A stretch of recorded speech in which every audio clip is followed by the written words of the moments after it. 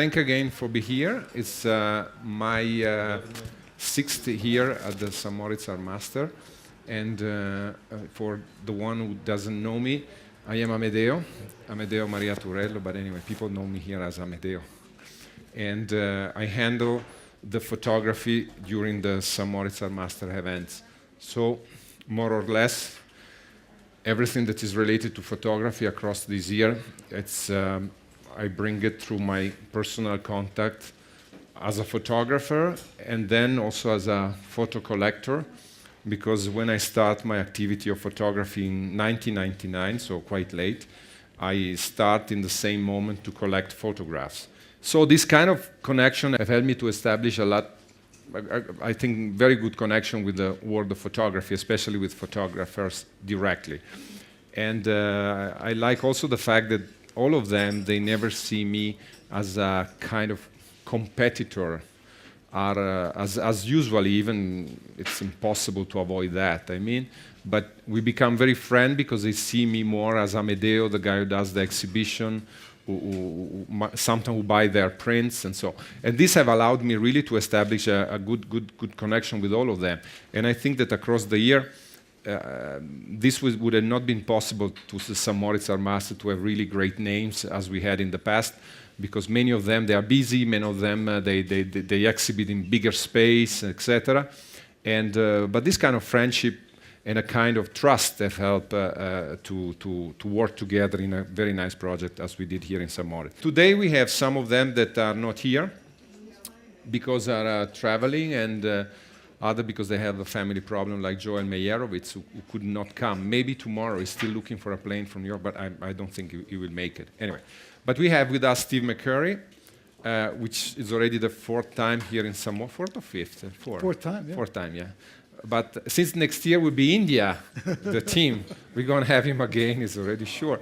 So and then we have Bruno Hers, which is from Scandinavia. We met with Bruno at the Nordic Light Festival, when it was 2 years ago, I think, something like 2011, something like that. And we established also a good friendship, and it was fantastic. We have Mimmo Jodice, that is, in my opinion, I would say that the Italian photographer, because in terms of photography is really a master. You know, sometimes we use the word master a little bit too much, but he's really the one. And then we have Paolo Solari Bozzi, that is a young photographer in this business, because it's a lawyer who stopped to do his work, and he lives here in Celerina, in close to St. Moritz, and now he dedicates all his life. He wants to dedicate all his life to photography. It's a little bit what I did me, because I started this in 1999. So it's, you know what I mean. At that age, you do things with passion, because you cannot just change like that. It's not like when you're 20 years old that you say, okay, I go to New York following a girlfriend and I want to be a photographer. You know what I mean? When at our age, all this kind of decisions, they're really expensive, I say, in terms of time, in terms of everything for your life. And so he has the courage to do this, which is fantastic. And then we have Liu Hengxin, who was already here last year. He passed by, visited us. It's a kind of friend of Mr. Montishado, of course, and all the team of St. Moritz. And this year, since leitmotiv was China, I think that it was around him that all the China project got developed into what you can see those days. He's one of which Chen Fuli with other master that Rainer contact and bring to St. Moritz. Around them, we have created this kind of topic really strong about China. So some of these photographers, they have created something close to the topic over China, other not. So the idea of the exhibition that we presented at the Kempinski at the Survetta, at the Near Alpina, and here also at the Palace in some way, but mostly at the Survetta and the Near Alpina, together with the Kempinski, of course. It's about the title Emotional Moments. I will start with Steve. We're going a little bit like in an order like that, because it's the work that he presented is related to a particular aspect of the China topic, which is Tibet and what happened on those mountains, etc. So I leave you Steve, like that you can explain us a little bit your work, your series of images that you present at the Near Alpina. Okay? Thank you. Great. Thank you, Amedeo. Thank you for organizing all your hard work. Is this projecting? Can you hear me okay? Yeah, the sound is good because maybe it's a little bit low. Okay. I was just thanking you for helping organize all this and working with us over the year to get these pictures together. I would say the pictures in my exhibition are primarily having to do with Tibetans Sorry. and Buddhist culture. I first went to Tibet about 25 years ago on one of those day in the life projects. This was a day in the life of China. And I requested to go to Tibet. At that time, Lhasa was under martial law. So when we flew into Lhasa, we weren't allowed to go into the city. We had to go to Shigatse. But I really, from that moment, fell in love with the landscape, the people, the monasteries. If you have an interest in Buddhism or Buddhist culture, the heart of this world is Tibet, in my view. I've been to Bhutan and various parts of Southeast Asia, but really, it's really Tibet's, the epicenter.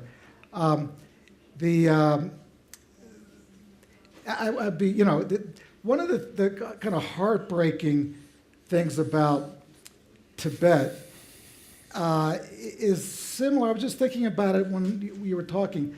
That there's a similarity between what happened to the American Indians in the United States and, with Tibetans. In the States, we had this enormous push from settlers coming in and basically taking over.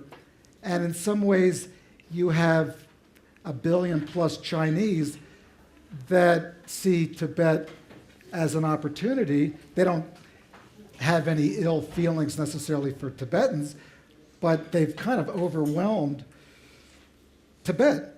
In a way, it's inevitable, and it's inevitable. It's a kind of a shame. But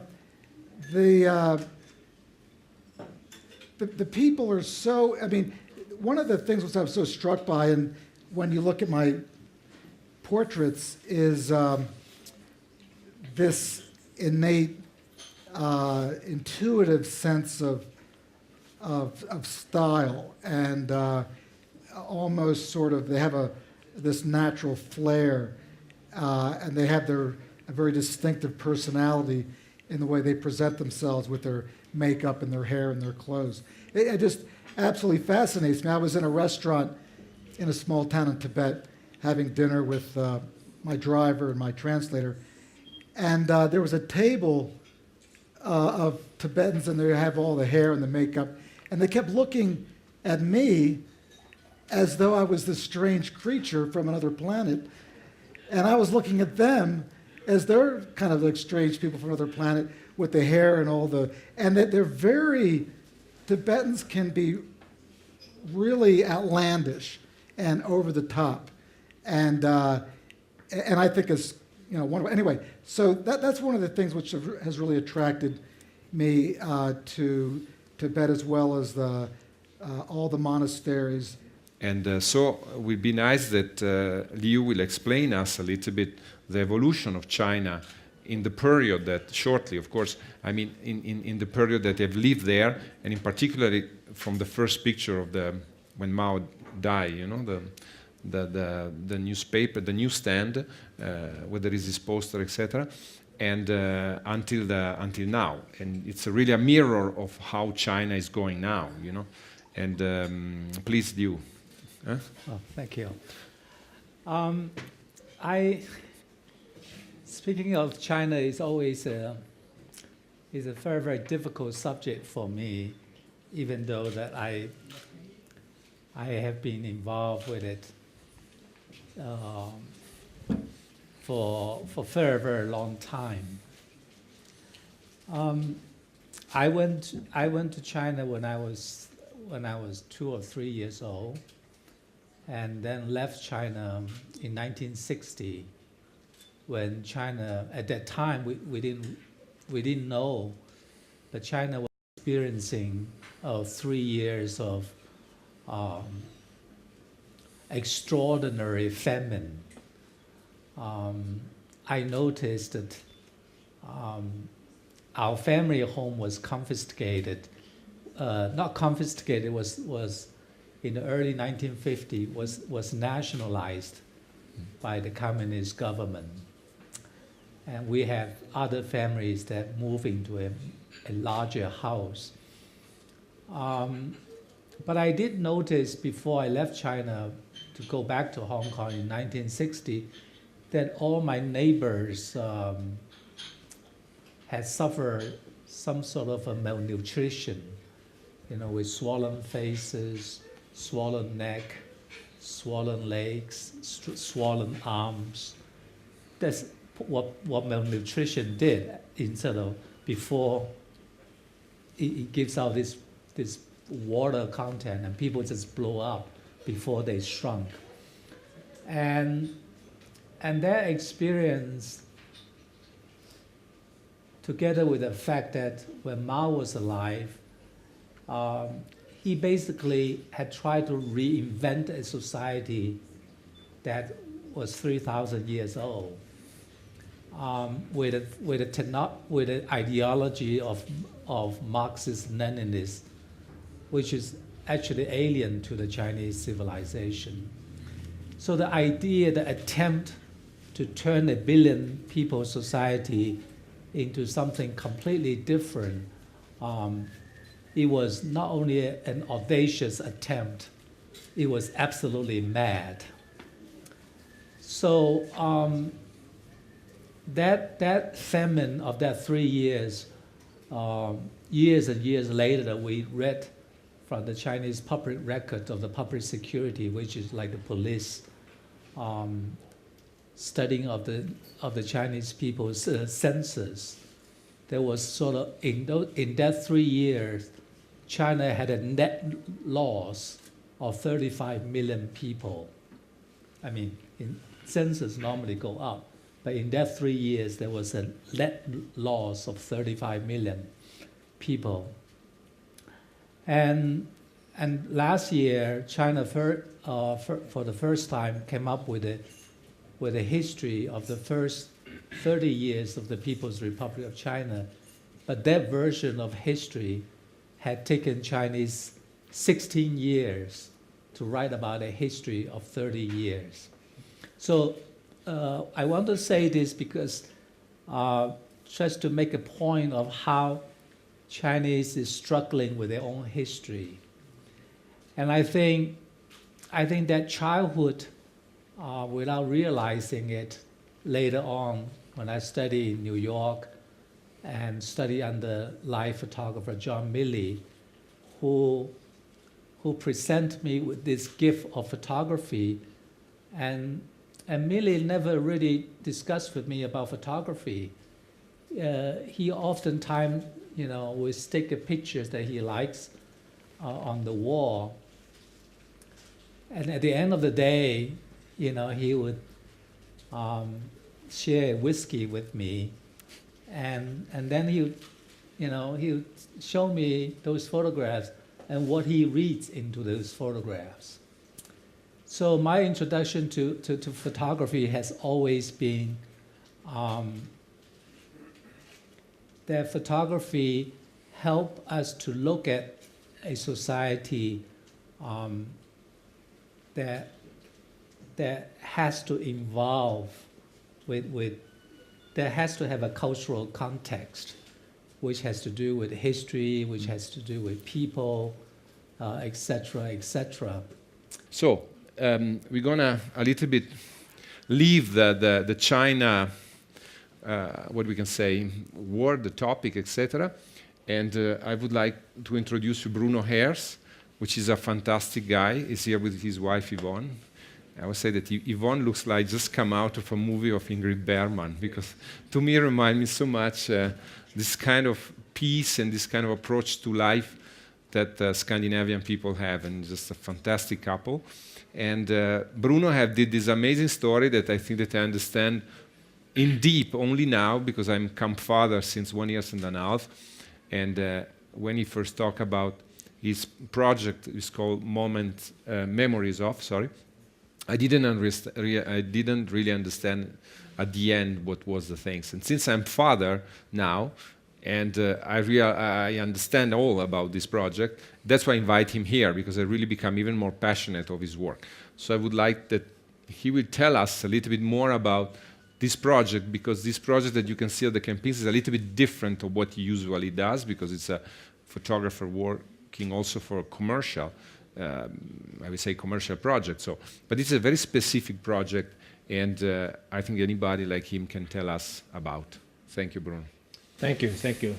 As you heard, I'm Scandinavian. I'm a Swedish photographer living in Stockholm, and I'm working as a commercial photographer, but I also have made some artwork for myself, and I've been making exhibitions in a number of museums, and the exhibition I have here is called Memories of, and it has a theme, as you can understand. It's about the memory. And the story is that me and my wife, we are living at Gotland at the summertime, and Gotland is an island between Sweden and Russia. And the island is a cliff. It's a white, enormous, big cliff. And it doesn't look like Sweden at all. It's something different.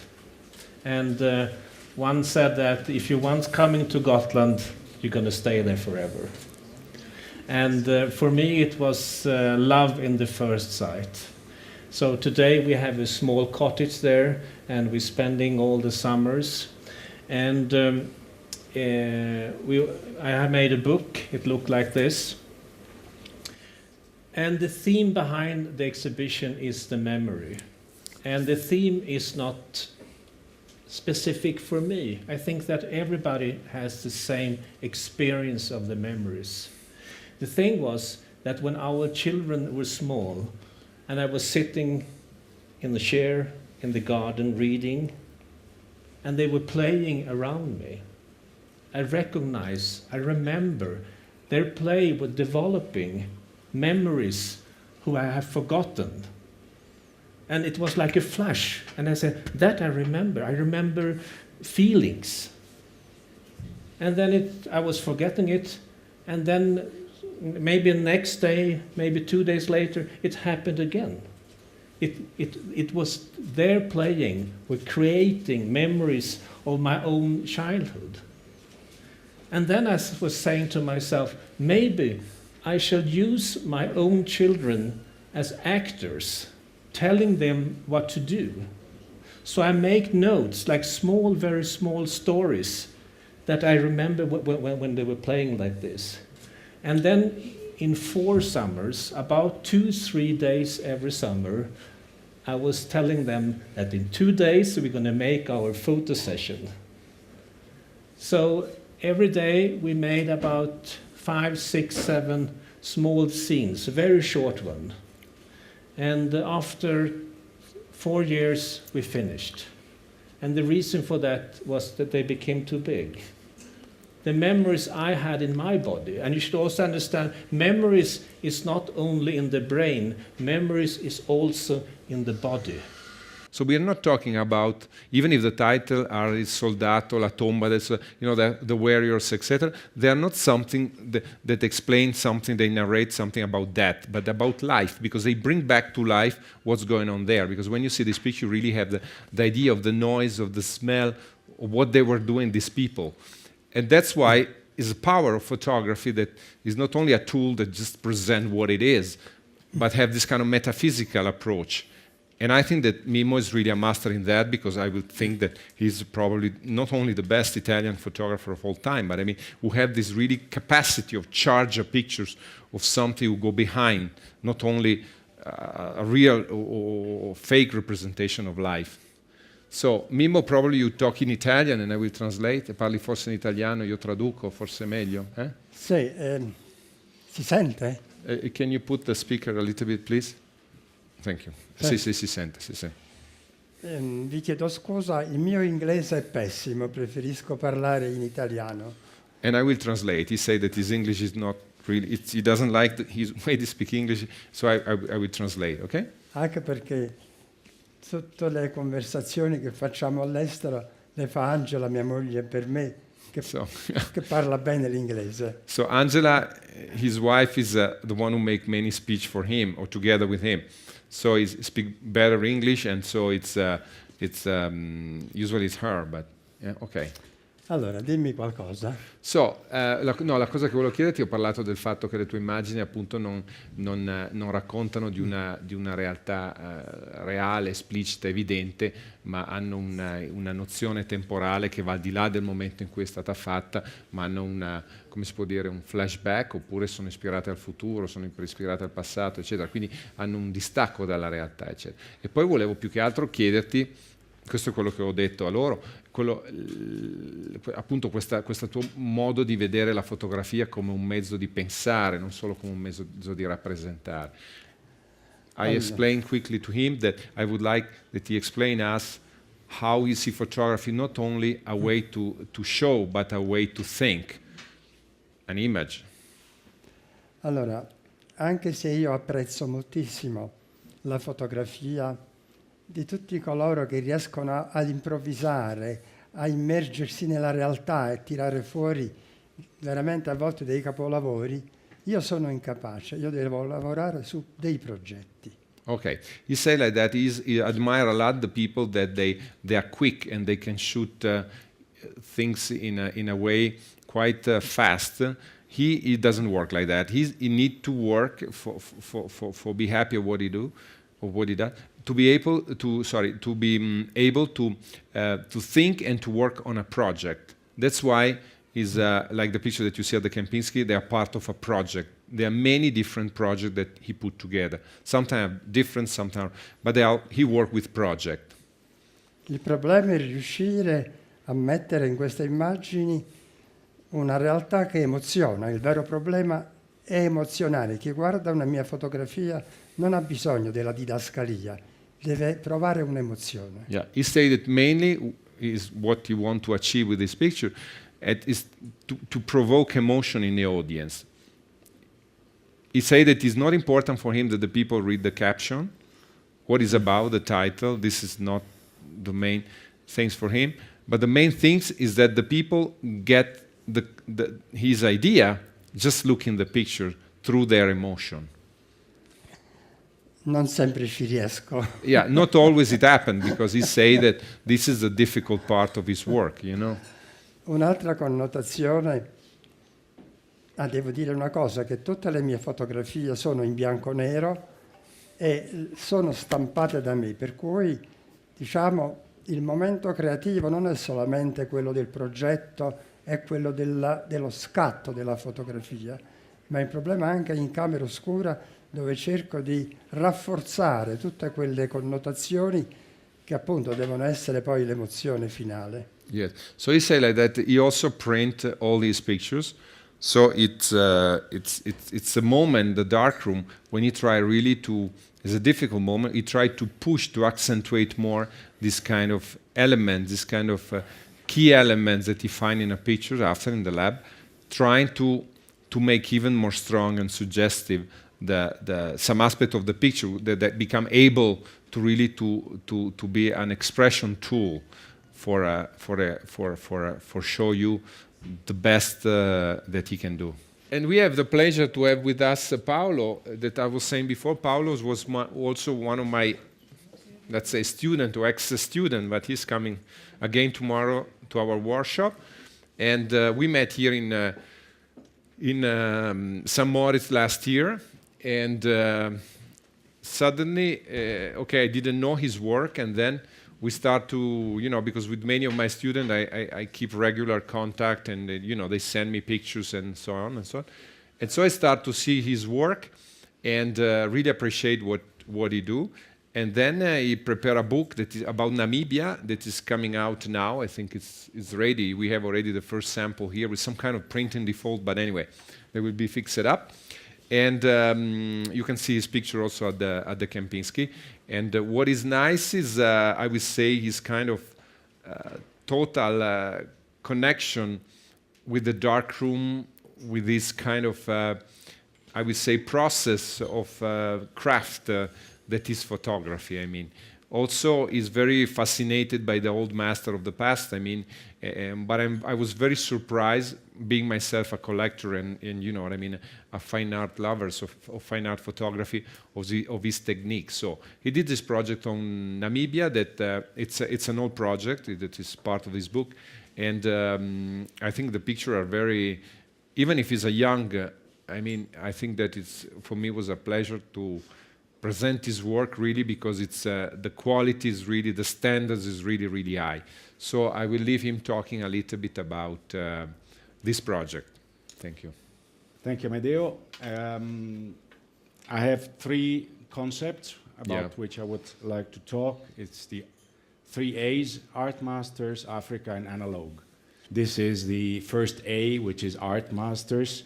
And again, Amedeo, I would like to join everybody before me in thanking you, because you have arranged things in such a way that they were very respectfully laid out. And so I can say today that I am, you know, the smallest among giants who are around me, people also who haven't come. I'm sitting next to Mimo, which, I mean, it's an icon for me ever. And here I am with my pictures on Africa. Second thing I would like to talk about is the analog way for me to... Process, yes. The process, exactly. I don't believe I could be as creative if I did digital. I started 40 years ago when I was 15 with the darkroom as everybody else, but I didn't change to digital. So I always remained with the film, with the chemical process, with the chemicals, with the paper, etc., etc.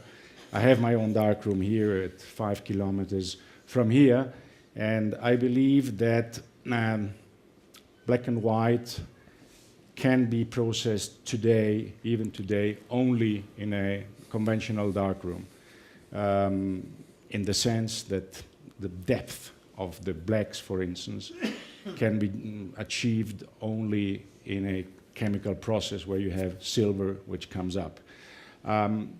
More than that, as the result, because we have fantastic results also in the digital world, it's the hobby around it. It's having a darkroom, equipping a darkroom, finding things that have nothing to do with the darkroom, but you use them just to make it work. So it's a whole hobby, and since I have spent in my whole life a lot of time in front of computers, I didn't want my passion to be also on a computer screen with Photoshop, etc. So I needed this as a complement to my very intense work as a lawyer, as a financial guy later, and I have kept this belief.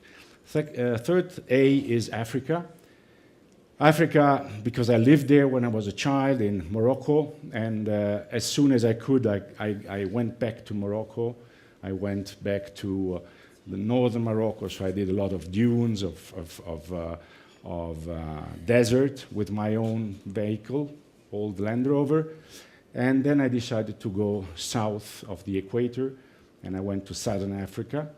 And with my wife, Antonella, we toured many countries of southern Africa, so that today I can say I don't see myself taking a picture outside of Africa. This is my continent, and I believe that you cannot know the whole world as maybe Steve can, because he does, but I don't believe I can know the whole world, but I believe I can know better one continent, which is immense, like Africa, and this is my, let's say, my goal. I thank you very much, and just tonight we will have a party at the Kempinski, and tomorrow we're going to have the workshop.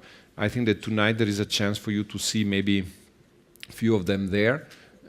You know, they eventually, if you have some book to sign or things like that, they will be available. You know their face, you know who they look like, so please don't hesitate to come.